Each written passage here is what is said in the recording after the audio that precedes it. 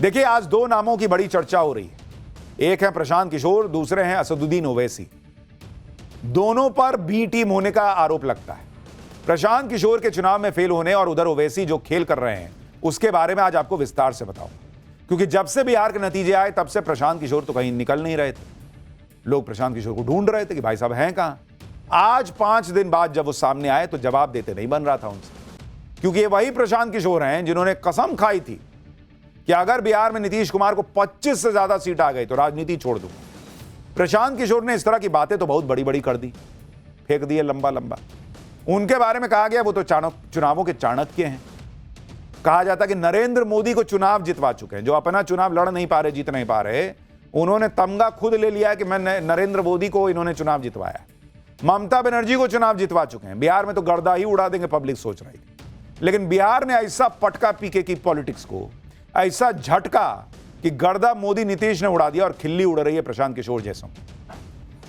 आज आपको बताऊंगा कि राजनीति छोड़ने की कसम खाने वाले प्रशांत किशोर जब 5 दिन बाद सामने आए तो ऐसा क्या कहा कि उनकी और बेइज्जती हो रही है।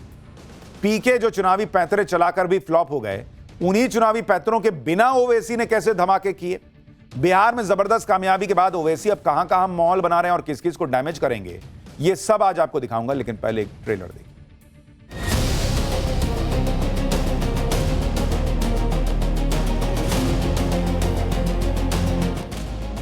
हम लोगों से जरूर कुछ गलती हुई होगी। तुम्हारे जैसे लोगों को तो उंगलियों में खेल लूंगा इंशाअल्लाह ताला।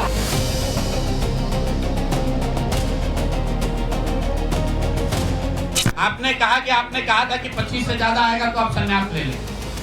तो भैया किस पद पर हैं जिससे मैं इस्तीफा दे दूं? कि 25 सीट की बात है, बिल्कुल 25 सीट से ज्यादा नीतीश कुमार को ना आना चाहिए था, ना आता।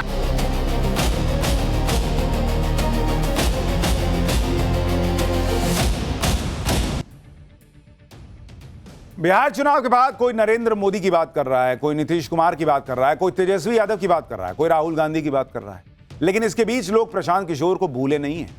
लोग प्रशांत किशोर को खोज रहे थे, क्योंकि ये प्रशांत किशोर ही थे जिन्होंने बिहार चुनाव पर बड़े बड़े दावे ठोक दिए थे।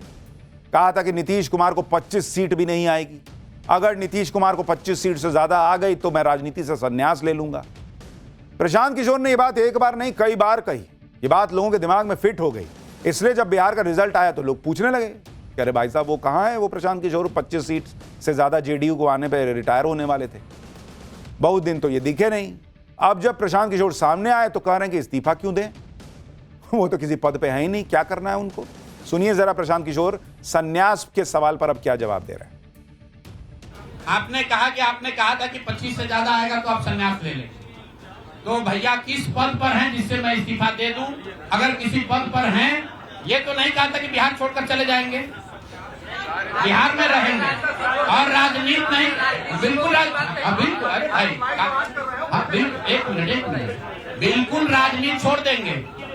राजनीति छोड़े हुए हैं, हम तो राजनीति करते ही नहीं हैं, लेकिन ये नहीं कहा है ना कि बिहार के लोगों की बात कहना छोड़ देंगे। कह रहे हैं कि राजनीति करते ही नहीं है, तो पार्टी किस लिए बनाए थे? कौन बात का पार्टी बनाए थे? पॉलिटिकल पार्टी नहीं है। वोट किस बात का मांग रहे थे जब पॉलिटिक्स नहीं करते? आप देखिए कि 14 नवंबर को रिजल्ट आया और उसके बाद से पीके गायब हो गए। अब कह रहे हैं कि मैं कौन से पद पे था जो इस्तीफा दे दूं। अरे उसी पद से इस्तीफा दीजिए जिसका दावा ठोके थे कि 25 से ज्यादा सीट नीतीश कुमार को आई तो मैं राजनीति छोड़ दूंगा। तब बोलते वक्त नहीं समझ में आ रहा था कि मैं किस पद को छोड़ूंगा जब मेरे पास कुछ आइए नहीं है। अपनी बात पर कायम है। वो कह रहे हैं, प्रशांत किशोर ने संन्यास लेने वाली बात पर कहा कि अपनी बात पर कायम हूं मैं। नीतीश कुमार ने 10-10 हजार रुपए देकर वोट खरीदा है। अगर नीतीश कुमार अगले 6 महीने में महिलाओं को 2-2 लाख रुपया दे देते हैं तो वो राजनीति से संन्यास ले लेंगे। गजब यू टर्न मारे हैं बॉस, कि पहले 25 से ज्यादा सीट आ गई तो वो संन्यास लूंगा, फिर कहेंगे ना 2-2 लाख दीजिए तब लूंगा संन्यास। उसके बाद कह रहे हैं कि भाई कहेंगे कि ये करिएगा तो वो तब संन्यास लूंगा। प्रशांत किशोर जब 25 सीटों की भविष्यवाणी कर रहे थे तब तक तो बिहार में 10,000 रुपए वाली स्कीम लागू हो चुकी थी। तब इनको नहीं समझ में आ रहा था कि 10-10 हजार रुपए में वोट बिक रहा है, और अब चुनाव हार गए तो बिहार के वोटर को बिका हुआ बता रहे हैं कि 10,000 रुपया में बिहार का वोटर बिक गया इसलिए हमको वोट नहीं दिया। ये तो बिहार का वोटर को पूछना चाहिए इनसे। अपनी बात पर प्रशांत किशोर फंस रहे हैं तो कह रहे हैं कि बिहार में पैसा बांटकर वोट खरीदा गया। बिहार के वोटर का अपमान कर रहे हैं भाई। सुनिए क्या बोल रहे हैं। कई लोगों का सवाल है नीतीश कुमार को 25 सीट आने की बात है, तो मैं आपके सामने घोषणा कर रहा हूं कि जो 25 सीट हमने बात कही थी उस पर बिल्कुल कायम है। अगर नीतीश कुमार ने उनकी सरकार में ये वोट खरीदा नहीं है, इनको 2-2 लाख रुपए दे दे, मैं बिल्कुल राजनीति से संन्यास ले लूंगा, उसमें कहीं कोई दिक्कत नहीं है। आपका अगर ये सवाल है कि 25 सीट की बात है, बिल्कुल 25 सीट से ज्यादा नीतीश कुमार को ना आना चाहिए था, ना आता। एक ही फैक्टर है, ये पैसा बांटकर जो वोट आपने खरीदा है, खरीदने का आप पर इल्जाम है। प्रशांत किशोर कह रहे हैं कि 2-2 लाख रुपया जो है वो सबके अकाउंट में डाल दीजिए। क्यों डाल दीजिए जब ऑलरेडी क्लियर है कि 10-10 हजार रुपया दिया गया है कि भाई आप अपना कुछ रोजगार शुरू कीजिए, उसमें जो अच्छा करेगा उसको 2-2 लाख रुपया से और मदद की जाएगी। तो सबके अकाउंट में 2 लाख रुपया क्यों देंगे? सीधा बोलिए ना भाई हमको नहीं रिटायर होने का मन है, तो हम झूठे कोई भी ऐसा क्लॉज लगा देंगे कि आप करिए नहीं पाइएगा। और अब कह रहे हैं कि मैं संन्यास ले लूंगा। अभी कह रहे थे कि मैं तो पॉलिटिक्स करता ही नहीं हूं, संन्यास किस चीज से लूं? तो पहले मन बनाइए कि पॉलिटिक्स कर रहे हैं कि नहीं कर रहे हैं। संन्यास लेंगे तो काहे से लेंगे? क्योंकि फिर मान लीजिए वो हो जाएगा तो कहेंगे कि मेरे पास तो कोई पद ही नहीं है, मैं इस्तीफा किस चीज से दूं? हवाई बातें प्रशांत किशोर कर रहे हैं। सोच रहे थे कि मैं बोल दिया हो जाएगा, जैसे बंगाल में एक बार इन्होंने कहा था कि बीजेपी 100 नहीं क्रॉस करेगी, 77 आई तो लोगों को लगा कि अरे बाप रे, जो बोले वही हो गया। उल्टा इनका दाव उल्टा पड़ गया। कैसे उल्टा पड़ा आगे बताऊंगा। प्रशांत किशोर अब 10,000 रुपए की स्कीम का बहाना बना रहे हैं, लेकिन माहौल तो इन्हें पहले ही पता था, शायद इसलिए वो खुद चुनाव ही नहीं लड़े। कहा था कि खुद चुनाव लड़ेंगे तो पार्टी के दूसरे कैंडिडेट्स के लिए प्रचार कौन करेगा। जब ऐसा प्रचार किए कि एक को सीट नहीं आई तो इससे अच्छा खुदे लड़ लेते। पार्टी का क्या हाल हुआ आप इनके देखिए। जन सुराज पार्टी का हाल क्या है। पीके की पार्टी, इनका हाल क्या हुआ जन सुराज का। इस चुनाव में चुनाव लड़े 238 सीट पे, 238 सीट पर, ठीक है। इनकी जमानत जब्त हो गई, 236 सीट पे बॉस, 236 पे जमानत जब्त हो गया। कहे कि मैं चुनाव इसलिए नहीं लड़ रहा हूं कि बाकी जगह प्रचार कौन करेगा। अरे नहीं करते अच्छा है, आप तो जन सुराज के राहुल गांधी साबित हो गए। नोटा से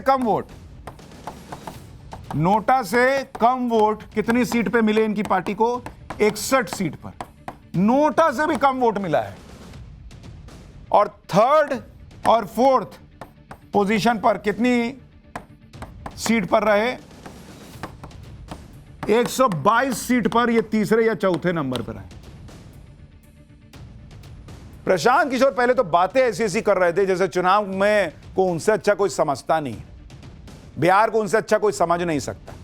लेकिन ब्लंडर तो खुद कर दिए जब उन्होंने ये चैलेंज दिया कि भाई नीतीश कुमार को 25 से ज्यादा सीट नहीं आएगी वरना मैं संन्यास ले लूंगा। तो उन्होंने नीतीश कुमार का कार्डर, उनका वोटर दोनों मोबिलाइज कर दिया। कार्डर वोटर बाहर आ गया कि अरे मेरे नेता को लग रहा है सीट नहीं आ रही है, और भर भर के निकला वोट देने के लिए। तो उन्होंने और अपना नुकसान कर लिया। यही इनकी राजनीतिक समझ है। अब नतीजों के बाद प्रशांत किशोर मानने की गलती हो गई। सुनिए प्रशांत किशोर को। हम लोग बिहार आज से 3.5 साल पहले व्यवस्था परिवर्तन के संकल्प से आए थे। एक ईमानदार प्रयास किया है और उसमें बिल्कुल सफलता नहीं मिली, ये मानने में कोई गुरेज नहीं है।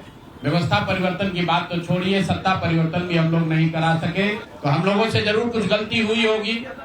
हम लोग के प्रयास में, हम लोग के सोच में, हम लोग के बताने के तरीके में जरूर कुछ गलती रही होगी कि जनता ने हम लोग को नहीं चुना है। प्रशांत किशोर ने अपनी सियासी मार्केटिंग शानदार इलेक्शन मैनेजर के तौर पर की। पीके ने कई पार्टियों के लिए इलेक्शन स्ट्रैटेजी बनाई और उसमें सफलता भी मिली। लेकिन पीके ये भूल गए कि जिन नेताओं को अपनी रणनीति की मदद से जितवाया उन्होंने दावा किया, वो सारे नेता पहले से स्थापित थे। पीके होते ना होते वो नेता चुनाव जरूर जीतते। मतलब अगर आप कायदे से देखिए तो प्रशांत किशोर का सबसे बड़ा टैलेंट ये है कि वो जीत रहे आदमी को यकीन दिला देते हैं कि मेरे गाड़ी पर नहीं बैठे तो हार जाओगे, मेरे से मदद नहीं लिए तो हार जाओगे। ये उनका टैलेंट है सबसे बड़ा। आप देखिए प्रशांत किशोर ने 2012 में गुजरात में बीजेपी के लिए रणनीति बनाई। गुजरात में नरेंद्र मोदी पहले से मुख्यमंत्री थे, गुजरात मॉडल का डंका देश में बज रहा था, लेकिन ऐसा माहौल बना दिया जैसे मोदी को उन्होंने जिताया। फिर 2014 के लोकसभा चुनाव में बीजेपी के लिए रणनीति बनाई। उससे उस समय नरेंद्र मोदी की लोकप्रियता शिखर पे थी। यूपीए को लेकर भयंकर नाराजगी थी, लोग नरेंद्र मोदी को विकल्प देख रहे थे। ऐसा लगता है जैसे इन्होंने ना किया होता तो नरेंद्र मोदी ना जीतते। भाई उसके बाद तो आप नहीं किए, तो मोदी 2014 के बाद भी पीएम बन न गए, 19 में 24 में। लेकिन अब माहौल ऐसा है कि जैसे इन्होंने नरेंद्र मोदी को जिता दिया। फिर 2015 में बिहार में महागठबंधन के लिए रणनीति बनाई। नीतीश कुमार भी पहले से मुख्यमंत्री थे। जब उसके 10 साल बाद एंटी इनकम्बेंसी नहीं है तो 2015 में क्या ही रही होगी। तो उस वक्त भी माहौल ऐसा बना है जैसे नीतीश कुमार को यही जिता दिए। दूसरा, बिहार की पब्लिक इनसे पूछे कि जब 2015 में नीतीश कुमार का काम इनको ठीक लग रहा था तो 25 में क्यों कह रहे हैं कि खराब काम किए हैं। और ये तो 2018 में मेरे ख्याल से उसी के आसपास जेडीयू में चले गए थे। तो नीतीश कुमार इतना खराब काम कर रहे थे तो 2 साल 1.5 साल उनकी पार्टी में उपाध्यक्ष बन के क्या कर रहे थे। 2017 में पंजाब में कांग्रेस के लिए रणनीति बनाई। कैप्टन अमरिंदर सिंह भी जाने माने नेता थे। उस वक्त अमरिंदर सिंह के लिए गजब का माहौल था। 2020 में दिल्ली में केजरीवाल के लिए रणनीति बनाई। केजरीवाल भी पहले से मुख्यमंत्री थे। उस वक्त बीजेपी और कमजोर थी, कोई उन केजरीवाल से टक्कर लेने वाला नहीं था। तब तक शीश महल का कांड भी नहीं हुआ था। 2021 में तमिलनाडु में स्टालिन के लिए रणनीति बनाई। स्टालिन पूर्व सीएम करुणानिधि के बेटे हैं, स्थापित नेता हैं। 2021 में ही पीके ने बंगाल में ममता बनर्जी के लिए काम किया। ममता बनर्जी को वहां कोई जो है हिला नहीं पा रहा इतने साल से, लेकिन माहौल ऐसा बनाया कि जैसे यही ममता बनर्जी को जिता दी। ये नहीं बताया कि इनके रणनीतिकार रहते हुए बीजेपी की सीट 3 से 77 हो गई। यानी जीत रहे नेता के लिए चुनाव मैनेजमेंट करके उसे जिता देना, यह प्रशांत किशोर की खासियत है। लेकिन इसमें भी पावर लगता है कि जो जीत रहा है उसको कन्विंस करना कि हार जाओगे। टैलेंट है बॉस। अगर हारे हुए नेता को पीके जिताते तो कहा जाता कि उन्होंने कुछ बड़ा करके दिखाया है। यही वजह है कि जब खुद चुनाव लड़े तो सारा इलेक्शन मैनेजमेंट धरा का धरा रह गया। और जब भाई कह रहे हैं कि हम बहुत बड़े चुनाव का मैनेजमेंट देखने वाले हैं। 2017 में राहुल गांधी और अखिलेश यादव का कैंपेन छुए थे, आधे में छोड़ के भाग गए थे। काहे ने राहुल गांधी को जिता के दिखा पाए। लेकिन मैनेजमेंट है बॉस कि मैं बहुत अद्भुत हूं। प्रशांत किशोर तो बिहार में फेल हो गए, लेकिन उधर आप ओवैसी को देखिए। ओवैसी ने बिहार में गजब धमाका किया। आगे क्या खेल करने वाले हैं इसके बारे में बताऊंगा, लेकिन ओवैसी ने बिहार में शानदार प्रदर्शन किया। ओवैसी को बिहार में सारे नेता खारिज कर रहे थे, लेकिन ओवैसी ने बिहार की 5 सीटों पर जीत हासिल की। बिहार में धमाका करने के बाद ओवैसी ने अब असम पर फोकस कर दिया है। खबर है कि ओवैसी की पार्टी असम में चुनाव लड़ने की तैयारी कर रही है। असम की AIUDF ने ओवैसी से गठबंधन का प्रस्ताव दिया है। बदरुद्दीन अजमल की AIUDF का मुस्लिम सीटों पर प्रभाव है। यानी बिहार में धमाकेदार प्रदर्शन के बाद ओवैसी की डिमांड बढ़ गई है। असम के बदरुद्दीन अजमल जैसे नेता गठबंधन का प्रस्ताव दे रहे हैं और यह कांग्रेस के लिए मुश्किल खड़ी कर सकता है। असम में ओवैसी क्यों बड़ा फैक्टर हो सकते हैं वो भी आपको बताता हूं। असम में 2011 की जनगणना के मुताबिक करीब 35% आबादी मुस्लिम है। असम की कुल 126 सीटों में से 33 सीटों पर मुस्लिम आबादी हिंदुओं से भी ज्यादा है। 2021 के AIUDF और कांग्रेस के गठबंधन ने चुनाव लड़ा। कांग्रेस AIUDF वाले गठबंधन को असम में कुल 81% मुसलमानों का वोट मिला। उसके बाद भी गठबंधन को 126 में 50 सीटें ही मिल पाई। अगर इस बार ओवैसी की पार्टी असम में चुनाव लड़ती है तो इससे कांग्रेस की मुश्किल और बढ़ जाएगी, क्योंकि 2021 में 95 सीट पर चुनाव लड़ी थी कांग्रेस और मात्र 29 जीत पाई थी, जबकि 2021 में AIUDF ने 20 सीट पर चुनाव लड़ा था और 16 सीट जीती थी। इसी वजह से AIUDF इस बार ओवैसी की पार्टी को गठबंधन का प्रस्ताव दे रही है। यानी अगर ओवैसी उतर गए असम चुनाव में तो राहुल गांधी के हार की सेंचुरी के लिए एक और रन बन जाएगा। लेकिन वो तो आगे की बात है, देखिए क्या होता है। राहुल गांधी के लिए ओवैसी खतरा है, ओवैसी के लिए अखिलेश के लिए है, ममता के लिए बंगाल में है, ये तो वक्त तय करेगा।